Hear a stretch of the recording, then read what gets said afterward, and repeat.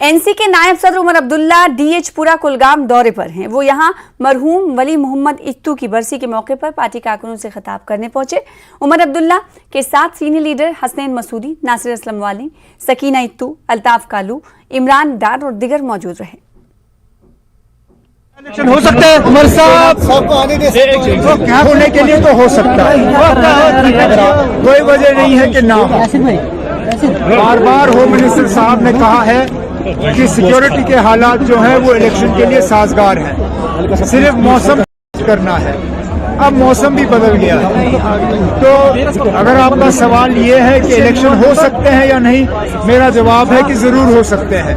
अगर आपका सवाल ये है कि क्या इलेक्शन होंगे या नहीं, उसमें तो मुझे सिर्फ इतना कहना पड़ेगा कि अगर बीजेपी वाले बहुत ज्यादा डरे हुए हैं लोगों से तो फिर इलेक्शन नहीं होंगे। लेकिन अगर वो बहादुरी से लोगों का सामना करने के लिए तैयार है, जो कि मुझे लगता नहीं है वो तैयार है, लेकिन अगर तैयार है तो जरूर इलेक्शन हो सकते हैं। सर सेकंड पाबंदी लगाई जा रही है सर, ना किसी भी मजहब पे पाबंदी नहीं होनी चाहिए, किसी भी मजहब पे नहीं। हम चाहते हैं हमारा इस मुल्क का आईन हर मजहब को बराबरी का दर्जा देता है। हम जब हमारे लीडरान जो है, इस मुल्क के लीडरान जब बाकी दुनिया में टूर करते हैं तो हिंदुस्तान की सेक्युलर कैरेक्टर के बारे में बात करते हैं, महात्मा गांधी की बात करते हैं, ये कहते हैं कि हिंदुस्तान ने दो कौमी नजरिए को ठुकराया। आज हम G20 की बात कर रहे हैं। G20 में वो भी मुल्क हैं जो कि चाहते हैं कि हर मजहब के साथ इंसाफ हो। इसलिए मैं कहता हूं कि आसाम में या कहीं पे भी किसी भी मजहब पे पाबंदी नहीं होनी चाहिए, खासकर अगर वहाँ पे कोई गैर कानूनी काम नहीं हो रहा। तालीम फराहम की जा रही है, गरीब बच्चों को वहाँ पे तालीम फराहम किया जा रहा है, इसमें क्या खराबी है? There are no policies.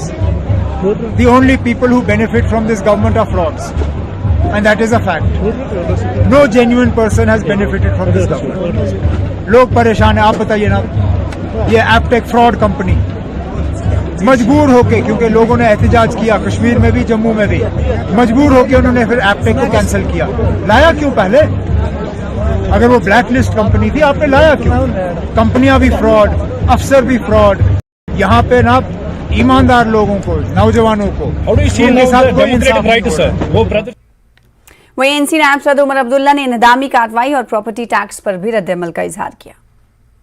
थोड़े खराब हुए, दूसरे दिन उसको गिरफ्तार करके दोबारा उसके शोरूम पर बुलडोजर रहेगा और तहस नहस करके उसके शोरूम को रखा। ठीक है, कानून आपका है, बुलडोजर आपका है, लेकिन कानून के नजरिए में सब बराबर है।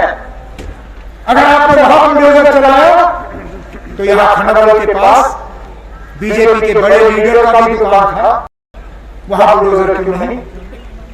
वहां पे आपने सिर्फ और सिर्फ शटर पे थोड़ा सा कागज चिपकाया, वो भी दूसरे दिन गायब।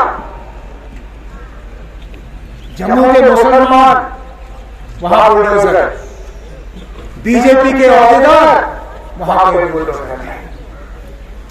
यही हाल यहां के गरीबों के साथ हुआ। चुन चुन के आपके लोगों के पास उन्होंने अफसर भेजे नापने के लिए कि किसको आप तकलीफ में डाल सकते हैं।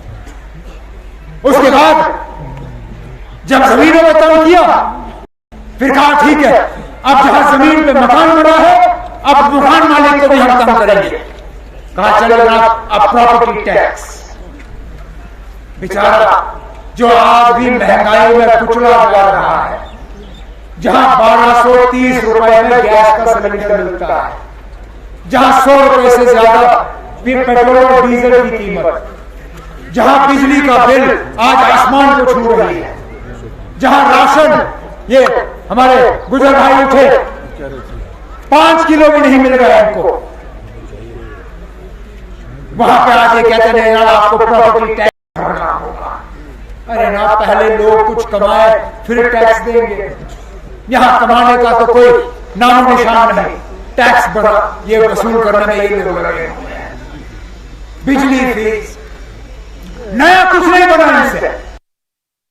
आगे बढ़ेंगे। ठगी की मिसाल कायम करने वाले किरण पटेल से पूछताछ जारी है। गुजरात के रहने वाले किरण पटेल को 15 दिनों तक के लिए अदालती तहवील में भेज दिया गया है। इस मामले में मुलव्विस पाए गए सिक्योरिटी विंग के आला अफसर से दोबारा पूछताछ भी की जा रही है। कई एजेंसियां इस मामले की जांच में जुटी हुई हैं। उधर श्रीनगर से ठग किरण पटेल की गिरफ्तारी पर उमर अब्दुल्ला की है। उन्होंने कहा कि गुजरात से एक आदमी आता है और अपने आप को अफसर बताता है, लेकिन सिक्योरिटी एजेंसी ने इस बात को जरूरी ही नहीं समझा कि उसे क्रॉस चेक कर लिया जाए। बाहर से फ्रॉड आदमी आते हैं तो आपके पास गाड़ी होती है। एक बंदा आया गुजरात से, यहां कहा कि मैं ही प्राइम मिनिस्टर डॉक्टर का अफसर हूं। लेकिन आप किसी ने पूछा नहीं, अरे प्राइम मिनिस्टर डॉक्टर फोन करके पता करो ये कौन है। कहीं तो वहां से चिट्ठी आई होगी, कहीं आपने मालूम किया होगा। अरे मैं मानता हूं एक बात बड़ा